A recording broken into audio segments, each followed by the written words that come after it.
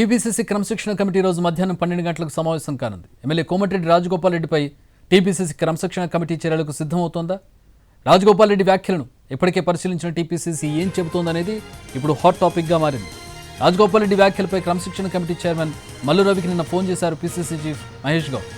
ఈ నేపథ్యంలో క్రమశిక్షణ కమిటీ భేటీ కానుండడంతో ప్రాధాన్యత ఏర్పడింది.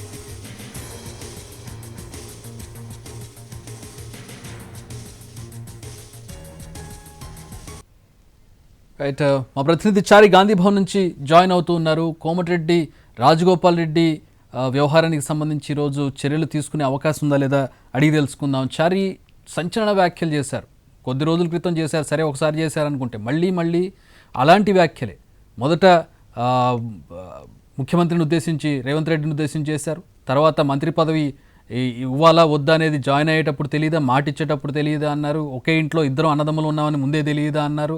పోనీ పదవి ఇవ్వకపోయినా పర్వాలేదు, మునుగోడుకు నిధులు కూడా ఇవ్వడం లేదు, పక్షపాతం చూపిస్తున్నారని చెప్పి ఆయన చాలా సంచలనమైన వ్యాఖ్యలు చేసిన 3-4 వ్యాఖ్యలు కూడా చాలా సంచలనం, చాలా కీలకమైనటువంటి వ్యాఖ్యలు. ఎట్లా చూస్తోంది కాంగ్రెస్ పార్టీ? యాక్షన్ తీసుకుంటారా రాజగోపాల్ రెడ్డి మీద?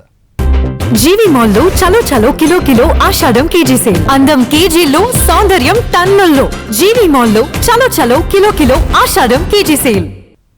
రాజగోపాల్ రెడ్డి వ్యాఖ్యల్ని మొదట్లో తను మంత్రి పదవి రాలేదనే కొంత ఆవేదనలో చేశారు. దాన్ని పెద్ద సీరియస్గా తీసుకోవాల్సినటువంటి అవసరం లేదనేటువంటి అభిప్రాయంతో పార్టీ అటు క్రమశిక్షణ కమిటీ కూడా ఉంది. కానీ అదే పరంపరని వరుసగా కొనసాగిస్తూ వస్తున్నారు. సీఎం రేవంత్ రెడ్డిని టార్గెట్ చేస్తూ ఈ వరుస ట్వీట్లు కావచ్చు, మొదట ట్వీట్లతో మొదలైంది ఈ వార్. ఆ తర్వాత సీఎం రేవంత్ రెడ్డిని టార్గెట్ చేస్తూ మునుగోడులో జరుగుతున్నటువంటి సభలు సమావేశాల్లో ఓపెన్గానే ఆయన మాట్లాడుతూ వస్తున్నటువంటి నేపథ్యంలో కోమటిరెడ్డి రాజగోపాల్ రెడ్డి వ్యాఖ్యలు పార్టీకి కంట్లో నలుసులాగా మారాయని చెప్పక తప్పదు. రోజువారీగా జరుగుతున్నటువంటి కార్యక్రమాల్లో ప్రభుత్వం ఒకవైపు ప్రభుత్వ పథకాలు, పార్టీ ప్రభుత్వం సమన్వయంతో పనిచేయడము, కొత్తగా రేషన్ కార్డులు, ఇలాంటి స్కీమ్లన్నింటినీ జనంలోకి వెళ్తున్నటువంటి సమయంలో రాజగోపాల్ రెడ్డి చేసినటువంటి వ్యాఖ్యలు అనేవి పార్టీకి కొంత తలనొప్పిగానే మారాయి.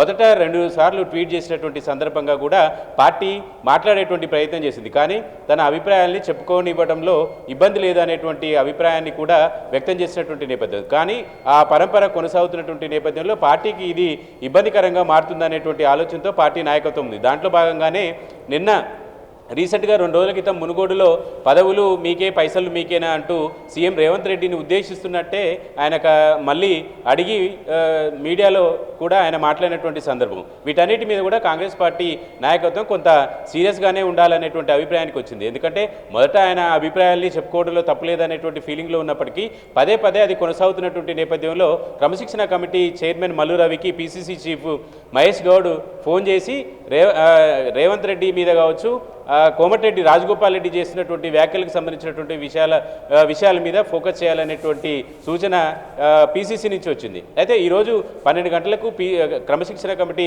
సమావేశం అవుతుంది. కాబట్టి ఇవాళ గజ్వేల్ నియోజకవర్గానికి సంబంధించి అక్కడ జరుగుతున్నటువంటి పార్టీ నాయకుల మధ్య జరుగుతున్నటువంటి ఘర్షణలు, ఎస్సీ ఎస్టీ అట్రాసిటీ కేసుల వరకు వెళ్ళింది. కాబట్టి వీటి మీద చర్చించాలనేటువంటి ఎజెండాతో ఇవాళ సమావేశాన్ని ఏర్పాటు చేశారు. అయితే నిన్న పీసీసీ చీఫే నేరుగా మల్లురవికి ఫోన్ చేసి చెప్పారు. కాబట్టి ఇవాళ దానిపై చర్చించేటువంటి అవకాశం ఉంది. ఇప్పటి వరకు ఉన్నటువంటి పరిస్థితుల్లో రాజగోపాల్ రెడ్డికి గతంలో కూడా కాంగ్రెస్ పార్టీలో ఉన్నప్పుడు అనేక సందర్భాల్లో కూడా నోటీసులు ఇచ్చారు.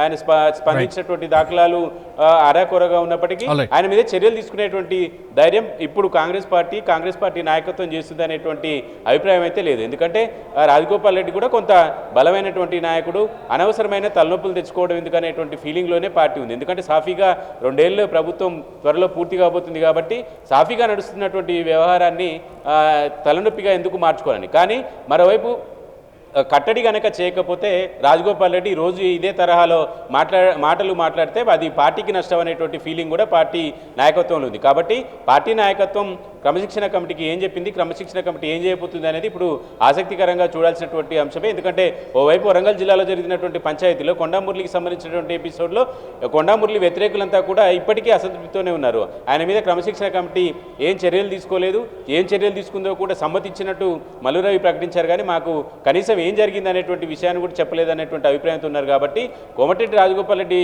ఎపిసోడ్ కూడా ఆయనని మాట్లాడకుండా ఉండడమా, లేదంటే ఆయన మాట్లాడుతూనే ఉంటారు అనేటువంటి లేదంటే వదిలేయడం అనేటువంటి ఆ రెండే ఆప్షన్స్ తప్ప ఇప్పటికిప్పుడు రాజగోపాల్ రెడ్డికి నోటీసులు ఇచ్చో లేదా ఇంకో తరహా ఎజెండాని ఎత్తుకుంటున్నారు అనేటువంటి అభిప్రాయం ఆ ఆలోచన ఉన్నట్టయితే ప్రస్తుతం కనిపించట్లేదు. చూడాలి. నల్గొండ జిల్లాకు సంబంధించి బలమైనటువంటి నాయకుల్లో రాజగోపాల్ రెడ్డి కూడా ఒకరు. కాబట్టి అధిష్టానమే ఆయనకు మంత్రి పదవి ఇస్తా అని చెప్పింది అని పదే పదే చెప్తున్నటువంటి ఈ క్రమంలో అధిష్టానమైనా పిలిచి మాట్లాడాలి, లేదంటే రాష్ట్రంలో ఉన్నటువంటి నాయకులమైనా పిలిచి మాట్లాడాలి. అప్పటి వరకు ఇది కొనసాగేటువంటి అవకాశం ఉంది. కాబట్టి క్రమశిక్షణ కమిటీ స్థాయిలో కూడా మా అంటే నోటీసులు ఇచ్చి వివరణ కోరేటువంటి అవకాశమే ఉంటుంది తప్పితే చర్యలు తీసుకునే వరకు ఈ ఎపిసోడ్ వెళ్తుందని మాత్రం అనుకోవట్లేదు.